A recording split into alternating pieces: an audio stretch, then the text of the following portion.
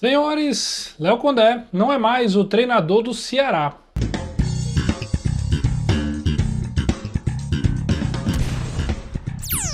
Meus amigos, é sobre isso que a gente vai conversar nesse vídeo aqui. É a notícia da noite, né? Nesse dia 10 de dezembro.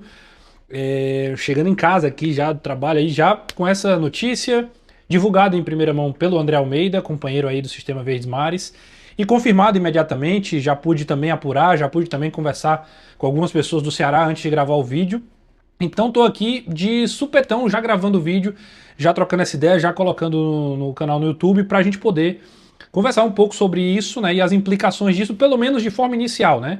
O que é que isso representa para o Ceará, se foi um acerto, se foi um erro, o que é que eu acho dessa não permanência de Leonardo Condé. Sobre isso que a gente vai conversar, antes de mais nada, aquele pedido de sempre para você se inscrever no canal, ativar as notificações, deixar o like, é sempre muito importante, tá? Muito obrigado a todo mundo que tá chegando até aqui, bem pertinho da marca dos 13 mil inscritos, tá? Bom, vamos lá, sem delongas, hoje o vídeo sem muito arrudeio. Léo Condé não é mais o treinador do Ceará, né? Essa é uma grande decisão no sentido da importância, né? É importante que o Ceará defina o seu rumo a partir de agora, até porque o ano já está raiando, né? 2026 já está batendo as portas e vem aí todo um planejamento que precisa passar por essa decisão. A primeira grande decisão que o João Paulo toma é a manutenção do departamento de futebol. Ele permanece com o Haroldo, permanece com o Lucas Drubsky, permanece com o João Paulo Sanches como a espinha dorsal desse projeto que vem desde 2024 para cá, com o objetivo de subir o Ceará, depois manter o Ceará, um objetivo alcançado, o outro não, e agora de novo colocar o Ceará na Série A do Campeonato Brasileiro. Ponto. O Léo Condé, para quem não lembra, é o primeiro treinador desta gestão. É o primeiro nome que vem nessa gestão, porque o Mancini é de antes. O Mancini, ele vem ali na reta final de 23 e termina o ano, começa 2024, sustentado pelo João Paulo, né? E só que vem a mudança do departamento de um ano para o outro, né? E aí, quando o Mancini sai, quando o Mancini cai, é o Léo Condé que eles trazem baseado nos parâmetros, nos requisitos que eles tinham, quando eu falo do Departamento de Futebol Ceará, tinham escolhido o Léo Condé. Bom, vamos lá, rapidamente. Léo Condé consegue o campeonato estadual de 2025, consegue o acesso de 24 para 25, ele monta uma base, consegue sustentar uma base do ano passado para esse, o Ceará faz alguns reforços, o time consegue ter um DNA, uma cara, uma personalidade, que aí a gente pode entrar naquela ideia do eu gosto ou não gosto, eu acho bom ou não acho bom. São perguntas diferentes. A gente pode questionar a efetividade? Em algum momento sim, mas de forma geral foi uma escolha que deu certo. O acesso veio, o título estadual veio, o bi-estadual veio, né, esse ano.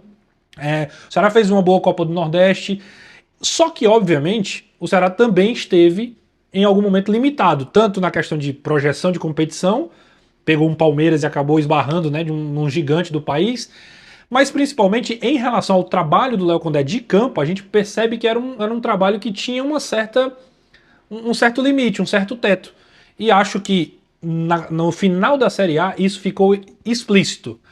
E até o momento que isso não interferiu nos resultados, até o momento que isso não causou dano ao Ceará, esse limite do próprio Léo Condé era suportado, era suportável. Então, assim, o Léo faz sempre as mesmas mudanças. Na maioria das vezes a gente falava isso sobre ele, né? O Léo é um cara muito pragmático, previsível nas mudanças. Acho até que depois ele acaba se tornando um pouquinho mais ousado, né? Talvez um pouquinho mais ofensivo. Mas ele mantinha aquela ideia da hierarquia, né? Por exemplo, o William Machado tá fora, é o Éder que é o zagueiro pelo lado esquerdo. Não tem essa ideia de botar Marcos Vitor e Marlon, não, era o Éder, era o cara que jogava quando o William Machado não podia jogar. Como o William Machado pouco deu espaço, o Éder pouco jogou. Então, assim, ele tinha poucas variações, poucas ideias diferentes. Tanto é que é raro um Vinícius Anocelo chegar e tomar de conta de uma posição que tinha dono, que tinha jogadores ali que estavam com uma proeminência. Dificilmente ele fez essas mudanças. A gente destaca talvez a mudança do Rafael Ramos pelo Fabiano Souza em algum determinado momento. São pequenos ajustes que ele foi fazendo ao longo de todo o ano.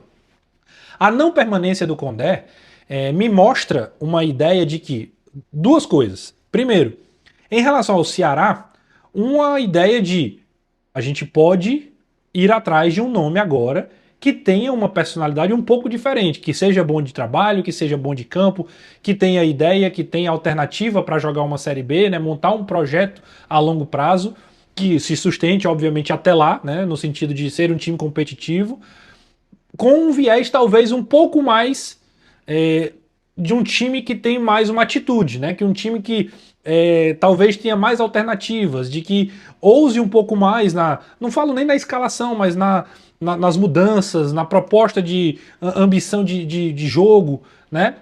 É difícil dizer que o Léo Condé não tem essa característica pelo elenco que ele tinha. Agora, será que também o Léo Condé, e aí é uma mistura de opinião com informação, será que o Léo Condé também não tinha dificuldades ou então se limitava algumas vezes com algumas peças? Será que ele não trabalhava com algum tipo de jogador?